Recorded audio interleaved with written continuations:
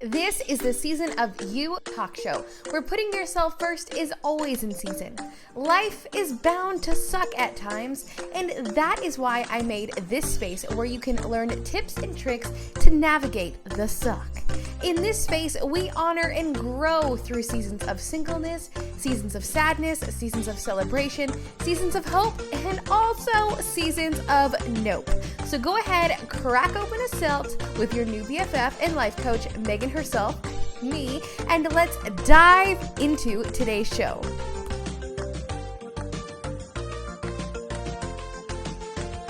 Welcome to this episode of the Season of You Talk Show. Today I have on a very special guest, and people call her Bree. And today we're going to be chatting about relationships, dating, and also friends with benefits. Now, this is just a normal conversation between two normal girls hanging out. So pull up a chair because you are now our best friend. We want you to be in this conversation and to hopefully save you a lot of pain that we went through. So I hope that you find this episode interesting, but without further ado, let's roll the tapes. You have always been a whole main character, and I think that that's something that not many people can say. And I think that when you were in your married situation, you were not a main character. And that was something that I feel that I struggled with when I was in my marriage. And now it's something that I am hyper aware of while dating, that if I don't feel like I'm staying in that main character role, then I need to remove myself from it. Right, because then you aren't you. Yes. And if they don't like you for you, what's the point? And then I end up resenting them. I've done it twice now in two different relationships. And I just end up resenting them because I put myself on so much of a back burner that I'm not happy. I'm not fulfilled. It's not a good place. And I will say, you and I are not meant to be on a back burner. No. No. I need the proficient burner in the front that everyone uses. I need a spotlight that sets me on fire. Right. I mean, because we were just, I think, raised with, we were accepted for all that we were in so many situations, and being extra was just part of the game. It was just who we are and who we were surrounded by every single day. Yes. And if you weren't extra, there was something wrong. And I think that when you enter the world of ordinary and you are so extra, everyone tries to shrink you down. Yes. Everyone tries to make you into something that they think you should be. And then sometimes you go along with it. I've been there. I've gone along with it, and it never works out well. And I think that's what, when you enter a relationship where they've been in a relationship where everyone's just goes with the flow, doesn't really have an opinion, just says what they want. And that's what happened to me is I went into a relationship saying, I don't really want kids. I don't really care about political views. I don't really care about this. I mean, I was 20. I don't really care about this. And then as I fully evolved into a woman, I was like, I have a lot of opinions and I want children. So if this isn't going to work, I'm so sorry. But I literally turned myself into someone else for someone else. And then I realized it wasn't me. Yeah. So I vividly remember watching you in that stage of your life. And from the outside, I mean, we grew up together. Right. So from the outside, I'm okay, she's doing great.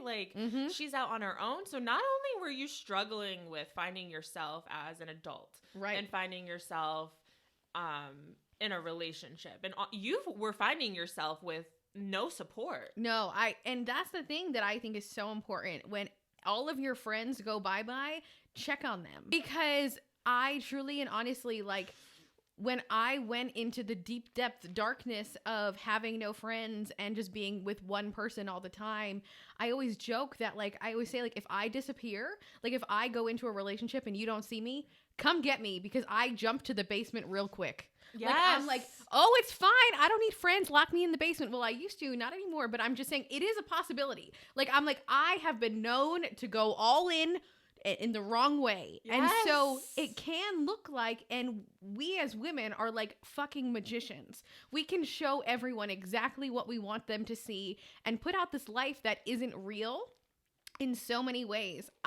The funniest part is I posted this photo of me and my ex in Las Vegas because we lived there, and I was like, oh, I'll love you forever. And I knew in my head that we were breaking up the next day. Yeah. And I was like, the internet isn't real. No, and it's you not. also know when people post how much they love someone, their relationship blows. Yes. So just keep that in mind. If you are ever jealous of their love, don't be, because it ain't going great.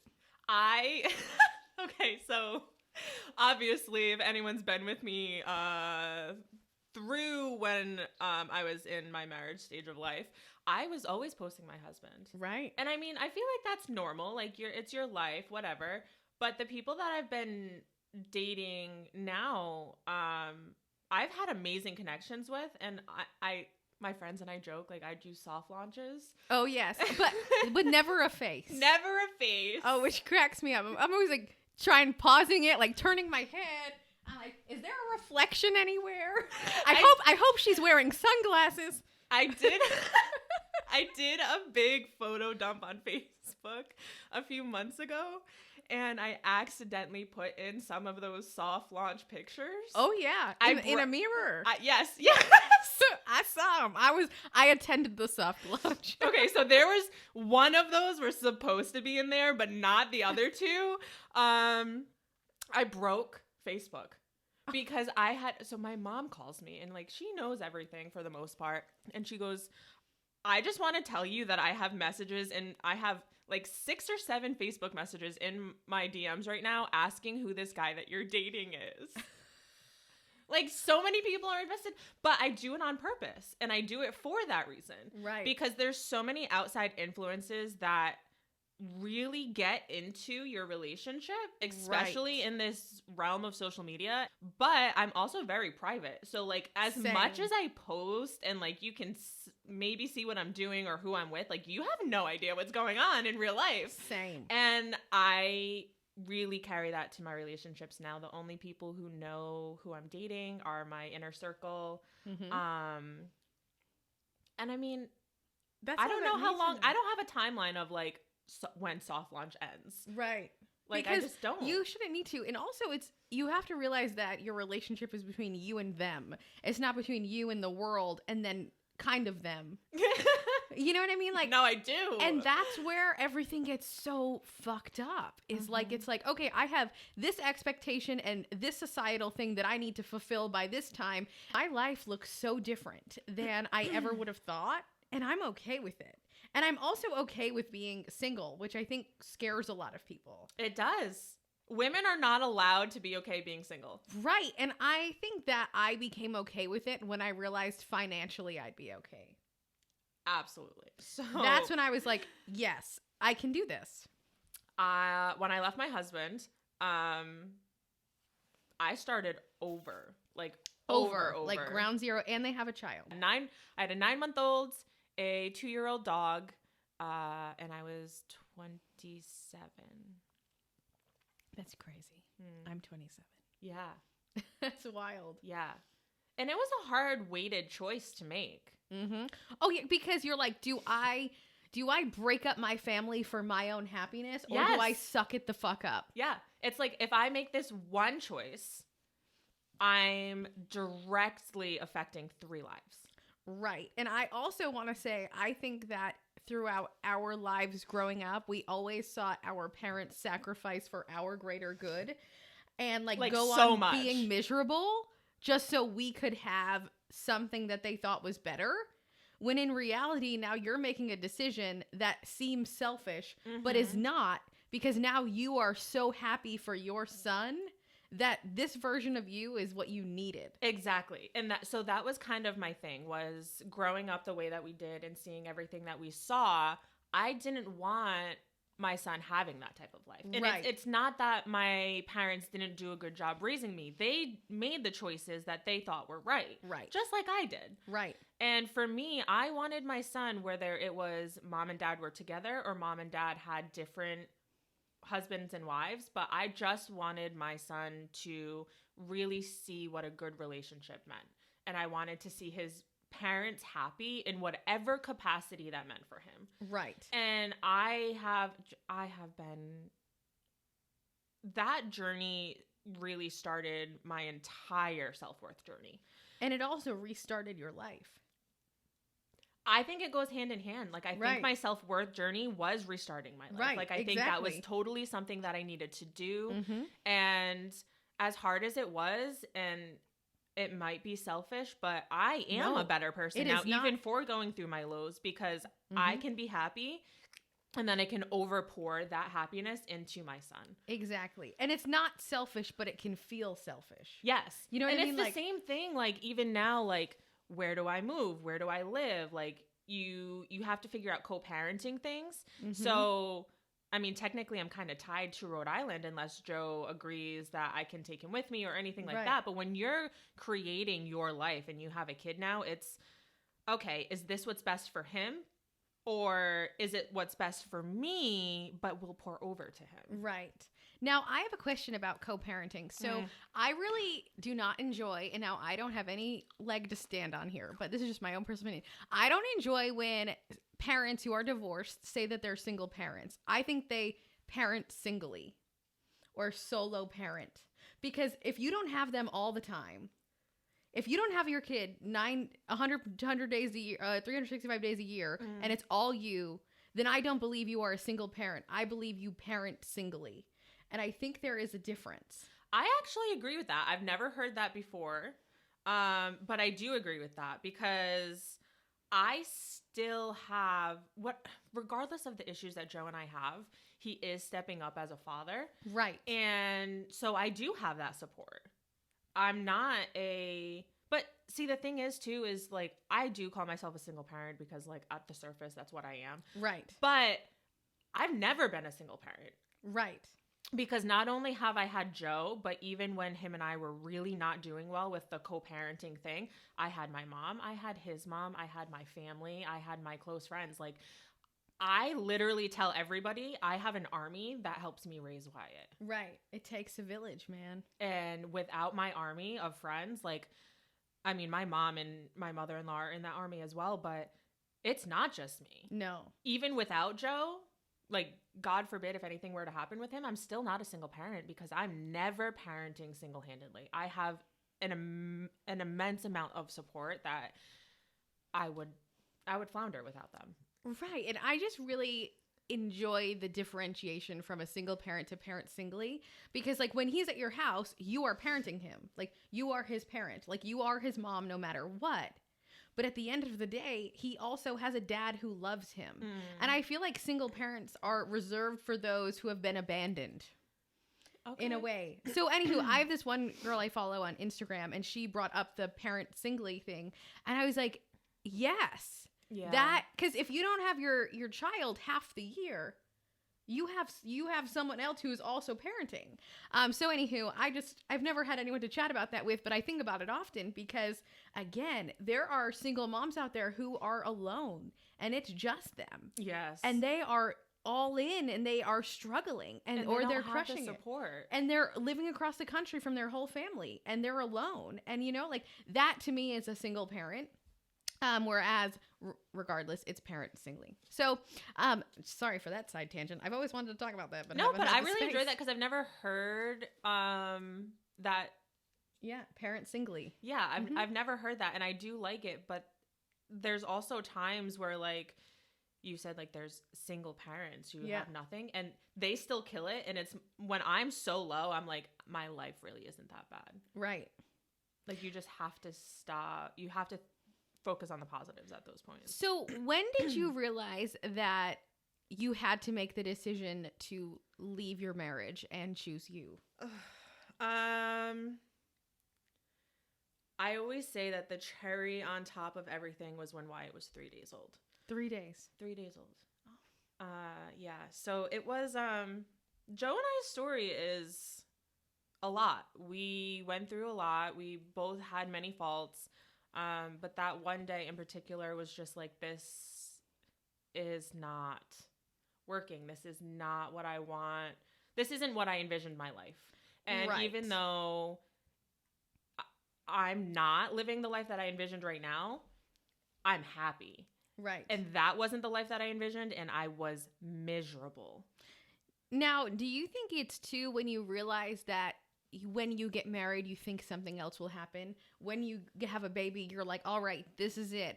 And you always are just chasing what could be until one day you wake up and realize this is how it is. Yes. Like, ain't nothing gonna change. And so that was part of my fault of my marriage. But you were also really young. We were so young. Like, wait, you got engaged with a baseball in what year? 2015. 2015. I think one thing that this podcast will reveal is how much of an internet stalker I am. That's not you. That's just women. Yeah. Okay. Great. All right. But I also think that when somebody has a significant moment in their life, I catalog it. Okay. So that like goes to like the whole Tinks theory thing. Like my friendships, and I have said this too, like before her, and I love her. I really resemble her. I really like her vibe. Yes, she's amazing. But your friends' highs are your highs. Right. But coincidentally, so are their lows. Like, right. And sometimes I don't have capacity for it. And that's where like your self-love boundaries come in. Mm-hmm. Because as much as you celebrate their highs, like their lows hurt you just as much. Right. And I will say sometimes lows come at really inconvenient times. Oh, the most inconvenient. When you are also like scraping yourself off the ground. Yes. And this is truly when love plays a piece, because when you give someone something you don't have, mm-hmm. that is honestly and true the most pure form of love you can give. And your friends, when they win, you want to celebrate those. Now, I know it's hard to celebrate I don't think it's hard because I want to see everyone win.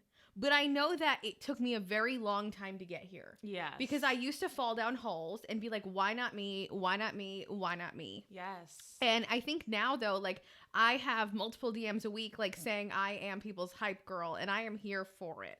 I'm just ready to be contracted out as a hype woman. I mean, honestly and truly, like, you should see my DMs. It's all hype. And so when people win, I'm excited. But like I said, it took me a very long time to get here. And it took me learning to control my scroll and also understanding what I want. And so when you're in relationships in real life and when you're in relationships on the internet, I feel like they're both really hard, because on the internet, they're not tangible, right? You just see them and you go, oh, fuck, why not me? And then you keep scrolling, but then you still think about it. But in real life, you see the engagement. You feel the love that you don't have. Like, that's different. And so I think real life success is harder than internet success for people and friendships, because you can feel what you don't have or have not yet gotten. Yeah. Does that make sense? It does make sense. I have a lot of internet friends, actually. Me too. And some of them I would die for. Like, I really have great internet friends. I'm not even kidding. There's this one Snap group. We've been friends now for like 3 years. And I've met a handful of them in real life. And like, I love them. They're fam. But yeah, like there's people from high school that like we didn't really get along in high school, and I'm still their biggest hype woman now. Same. And it's taken a while for me to get there. Like, oh, why am I being nice to them? Like, they weren't nice to me. But it became like, it made me feel good. Like, I would see something that they would post and I'd be like, oh my God, congratulations. And then for no reason, I felt good because I did something nice. Right. And it's to your point of the purest form of love being when you have nothing and you're still giving. Yes. But also not always the person who's receiving that understands that. Yes. Almost always. Almost always. Almost always. So you could be giving someone your absolute last ounce of effort and they don't know that. And so sometimes they feel like you're falling short or whatever. So it's one of the things that it took me a while to get, but like you just have to act when you're receiving things like that from somebody that you care about as if it's always the last ounce of energy that they have to give you. Whether their life is perfect and they're cheering you on or whether their life is in shambles and they're cheering you on, it doesn't matter to you. The only thing that you need to be focused on is that they're there for you. Right. I 100% agree. And I think this comes down to my latest obsession, which is gratitude. And just being able to fully understand and be grateful for the tiniest things in your life. I think that the internet just slaps a sticker on everything and is like, you need more. You can have better. Why don't you have better? Why aren't you making more money? Why aren't you doing this? Why aren't you doing that? Why isn't your husband hotter? All these things. And you're like, I can't keep up and I'm drowning. When in reality, the whole fucking world around us is so beautiful. And the love that we are filled with and surrounded by is also something that not many people get to actually have and understand. And I think that I really understood this when I started going on my grief journey, and I felt grief to the deepest, darkest depths of my soul. And I read this quote and it said, to grieve is to love. Yeah. And it is such a privilege. Love is a privilege, no matter friendship love, real love, any kind of love. And it's so important when you fully understand that sometimes, almost always, when people are giving you something that you require, because everyone's love is so different. Like, oh, we could go off on that. Like love languages. Yes. So like, people get very caught up in them about what theirs is. But what they also are failing to understand is just because you receive love one way, you also give love in a certain way too. And if you're not giving love in your partner's language, they're not feeling loved, which is something that in hindsight, if I look at all of my failed relationships, learning lessons. There was no communication of how they feel fulfilled and what they need to do to feel fulfilled. Right. And in my most recent relationship, I noticed very quickly his love language is gifts. Like that's one of them. And he was giving me a lot of gifts. Right. But that's not me. No. See, I'm the same. I hate gifts, but I love to give gifts. Same. Yeah. Because it just makes me so excited. It makes me so but happy. like getting gifts makes me very Sally. But it makes me nervous too, because I'm like, what if I don't like it? Okay, in this one relationship particular that I'm talking about, I felt very insecure because he was financially more secure than me. Oh, yes. So I didn't, like, it was a insecurity of mine that my therapist and I have been working through. Love therapy. Go to therapy, yes, everyone. Everybody go to therapy. I don't care if you're so happy. Also, the gym. Okay, here's the thing. I just want to say one thing. The gym is not a therapist. The gym makes you feel good. Yes, the gym is a drug. Go see a real therapist. Yes. Thank you. Boost your serotonin in the gym and then go see a real therapist and fix your mind. Because I promise you, body and mind. They go hand in hand. They do. Man. But yeah, so when he would send me gifts and they would be expensive, I would get very uncomfortable because I would be like, okay, like, sure, I can buy you expensive things too, but I can't do it at the same like capacity as you can. Right. And it made me very insecure. Not me. When I see a man with a lot of money, I'm like, I'm broke. You want to send me any? Real life. Yes, unless it's in a relationship, apparently. Well, I mean, yes, I agree. Yes, I mean. But it's also, it has no fault on him. Like, it was my own insecurity that I just felt inferior to him, which is absolutely absurd. Just because somebody has more money than me does not mean. But I also will say, growing up with, like I said, seeing what we see, living how we lived, just like seeing our parents do everything they could to possibly get us what we thought we needed, everything was a struggle. Everything. And also everything was a compromise. I'll give you this, but I'll have to do this. Or like, you can get this, but you can't get this. And like, although we had everything, like, I feel like we lived a privileged life for no reason. We should not have. No. But it was deep rooted. Like, that's something that you can't unsee or unlearn so quickly. Like, it takes time and exposure to people who have a lot of money and to people who want to shower you for you to accept it because it feels so wrong. Yeah. But no, I agree. I don't like to get gifts either. No. Getting gifts makes me Sally. Right. And I even texted his best friend too when it happened because we were kind of like not in the greatest space in whatever our situationship was. And gotta love a situationship. They're my favorite. Stay in situationships. Same. They're my fave. But I texted his best friend. I was like, I love it, but all I wanted was effort. Right. Amen. You can't buy effort, ladies and gentlemen. No, you can't.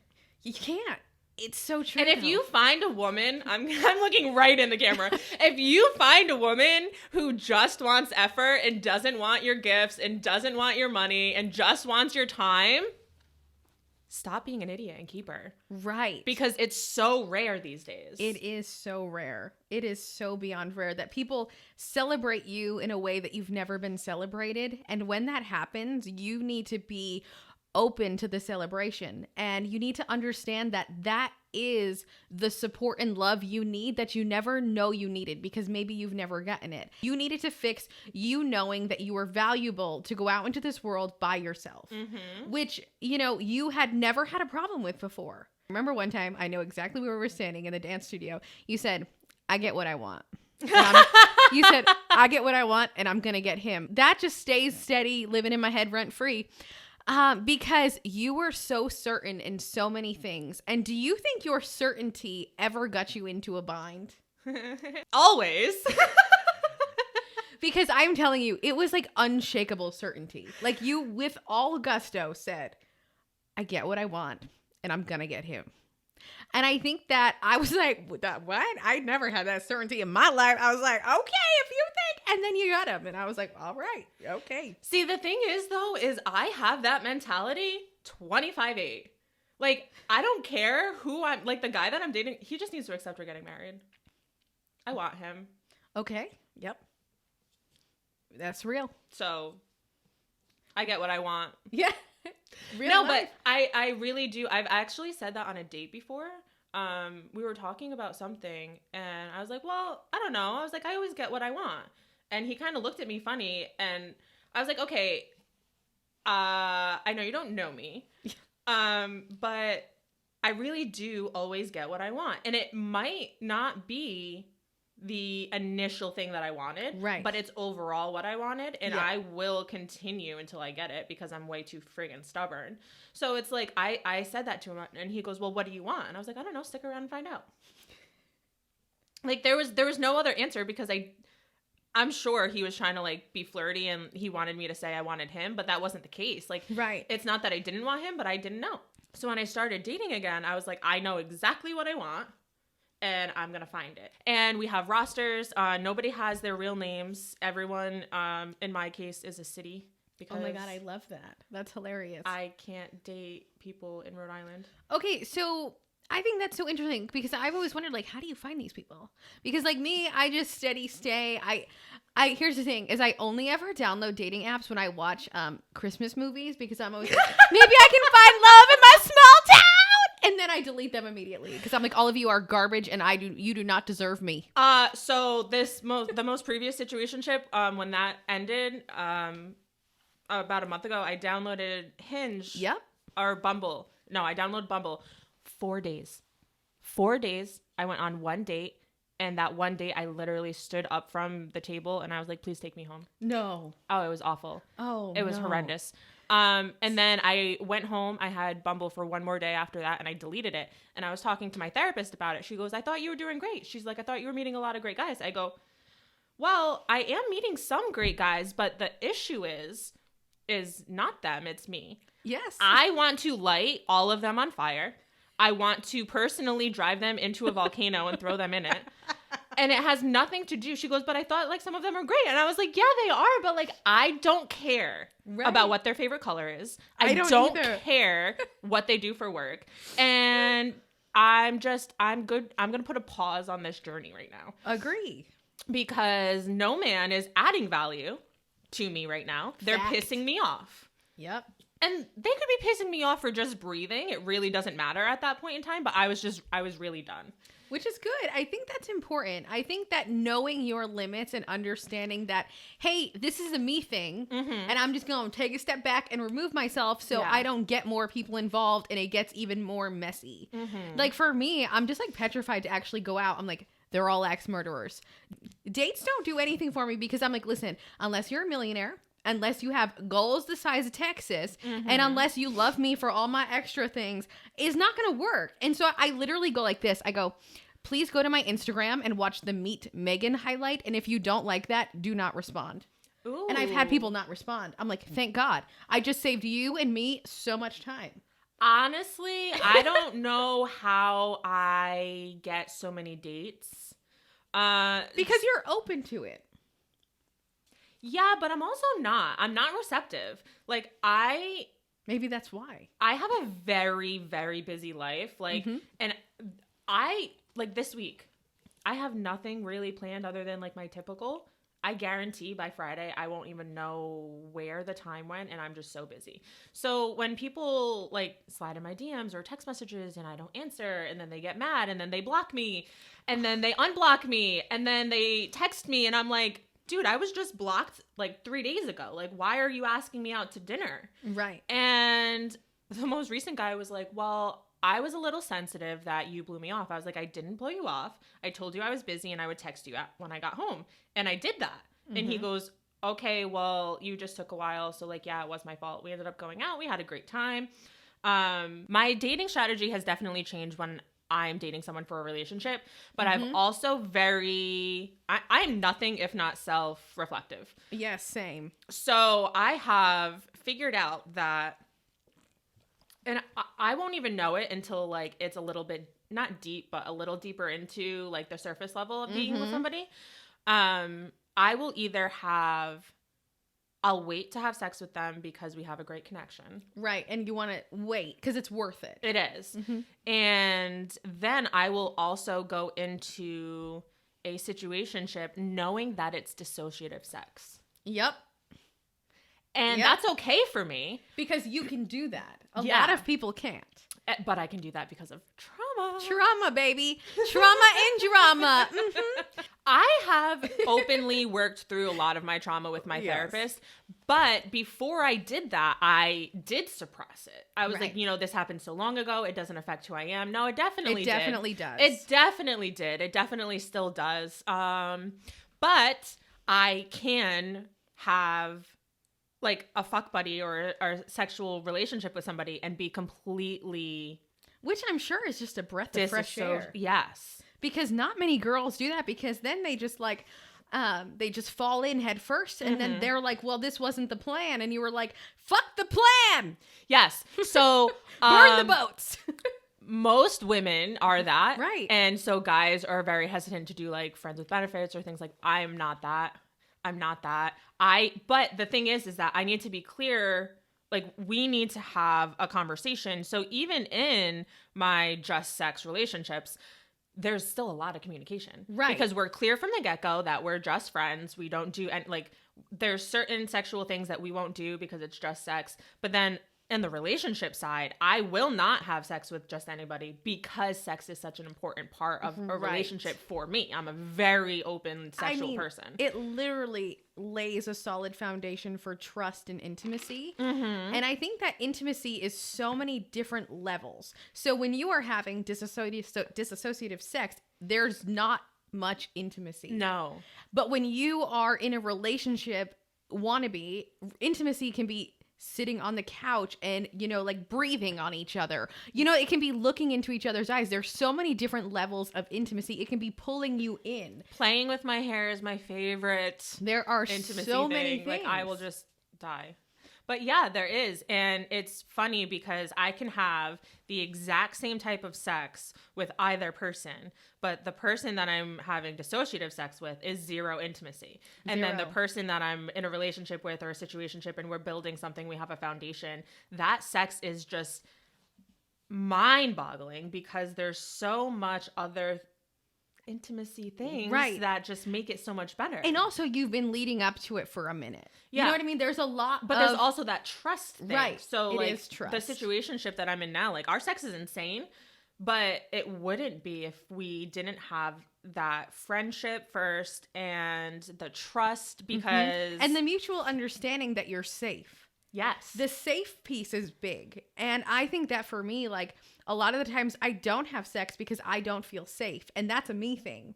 Yes. Like I have been abstinent for so long because I don't feel safe, but also I never felt safe with myself. Right. And that was a really big piece that I've never talked about before, but I personally never was okay with my body. So that led into a whole thing of things. I was never okay with my own sexuality. And then I was never okay with trusting other people. Yep. And then finally, I have just said, okay, it's time to trust myself and to learn to love myself in a way that I know it's safe. Does that make sense? Like it was always not safe to me in my head. Yes. And that's the thing too, like, in order to have good sex, you need to feel safe. You need to feel trusted. You need to feel secure. Mm-hmm. But honestly, like, I became a different person once I started fucking around with myself and like having toys, and like you get so comfortable and so confident that like you don't care. And also you're like, this is how it's supposed, like this feeling, okay, got it, logged, great feeling, right? Okay, this feeling, okay, this is okay, sweet, remove all shame from situation. Okay, so yes, definitely remove all shame. But like my biggest thing, and like shout out Alex Cooper, I love that fucking bitch. You need to stop going into sex, just like relationships, but you need to stop going into sex and like putting on a show. Right. Like, no, you're not there to be a sex puppet for him. I mean, maybe sure, sometimes you are, but like if you need to, if that's your role play, yeah. But like you need to go in there being like, I want to get mine, and be confident enough to do so. And to know that, and for them to know too, that it's not just the them show. Like you also need to, you also are here for the females party. First is big dick energy. Right. Because then you're good. You're like, okay. And then you can focus on them. Like then they get what they want. So like give us what we want. We give, but I will say that's how all relationships should go. Agree. And I don't care about like gender roles and all of that stuff. A man needs to give a woman what she needs. Right. And a woman will give a man everything. And more. Everything. It's so true. I don't understand like why that's such a hard concept. Like the world would be in flames without women. I just like sometimes look around and I'm like, why are men? Name me one successful man that isn't married or has a girlfriend, like long-term or girlfriend. Their mom still supports them. Because, or their mom's like, their mom. You know what I mean? Like, yeah, exactly. Like, because I mean, I know grown-ass men and like they don't have any women, but their mom still supports the shit out of them. Yeah, their mom is their backbone. Right. Like women are literally the backbones of men. It's true. I just like all of these successful power couples, and like I think this is where like reality and dreams kind of get in the way of me finding happiness in a relationship, because I want that. Right. And I will not settle. Nope. I won't do it. So No. I want and I expect a man to literally put me on a pedestal. I want to be worshipped. I want you to tell me every day how grateful you are for me. Right. How much you love me, how beautiful I am, regardless of what I look like. Right. And I will literally cater to you. I will go to the ends of the earth. I will cater to you. Right. If you see me for all that I am and let me know that you see the beauty that I can't see, that is where we as women are able to show up in the way that we never knew possible, but that we know. Like we know in our souls we are capable of so much. And I actually have on my vision board I wrote a while ago to have a man who celebrates all of me. And I love that. It's so true, because if you can't celebrate all of me, there's going to be a problem, because I'm a lot and I don't want to date wallpaper. Okay. Like if you are not, I am crypto. Like I am high risk, high reward. Right, man. I am a lot. And it's my anxiety. I am crypto. I have said that to somebody actually. And, That's hilarious. I literally did. I was like, no, I'm basically crypto in human form. And his response was so good. It was like, well, good thing I work in finance. And no, literally, I'm high risk, high reward. I'm a lot. My anxiety is a lot to deal with. I need to feel secure every single day. So it's a hard job. But I guarantee what I give you in return is so worth it. Right. And once men start figuring that out, there's an unlock. I mean, we all know. We're just waiting. We're like, okay.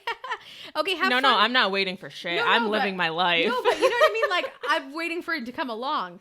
Because, I mean, I personally am so happy being alone. And if you need to add to my life and not take away from it, but you also, in my mind, need to make $300,000 a year or more. Like, there is something that I'm like, listen, no, this ain't gonna work. But you also need to be understanding that I have the dreams and goals of a fucking rocket ship. Like, I know that I am capable of so much. And now that I finally believe in myself, everybody needs to like take shelter, because I have all of the tools and goals and resources to be as successful as every other influencer I've ever worked with. And I don't want to be like a quote unquote influencer, but I know the ins and outs. I work at a company that supports people who make a fuck ton of money online. Like, I live it and breathe it every day. And now that I finally believe in myself, that's where the magic happens, you know? And so I'm not going to settle for someone who's like, I don't have, my goals is to buy a house. Fuck that goal. That's not a goal. Like, sure, but you should do that. Like, what thing are you ending? Are you ending world hunger? Are you trying to make an entire city to house the homeless? Like Rami? Like, what are we doing here? Because I cannot be with someone who does not have massive goals to serve others, but also make an impact, but to live a bougie ass life, because I want to fly on private jets. If your goal isn't so ostentatious that it sounds ridiculous, I don't want it. Right. Same. And I will not settle for anyone whose goal is to buy a house, which makes me want to throw the hinge app out the window. Because I'm like, your goal is to buy a house. I'm like, and I'm not knocking it because I know that I'm not normal. I know that I have unlocked this mindset of growth and possibility that many people will never understand. People think I'm crazy. Yeah, I mean, all the time. It's just, you know, how I live my life in the crazy form. I am insane, but that's not the point. Like, no. I live my life the way I do because I know it's possible. Exactly. And once you understand that everything is within your reach, you just have to keep working towards it and showing up and being consistent. That is when you finally get what you've always wanted. And it might look different. You know, It might come in a different package. And that's something that I think kind of ties into spirituality, is when you believe that you want to get to point Z, you need to be okay with Y and Z. Okay, A to Y being in packages that you might not understand and trusting those. Okay.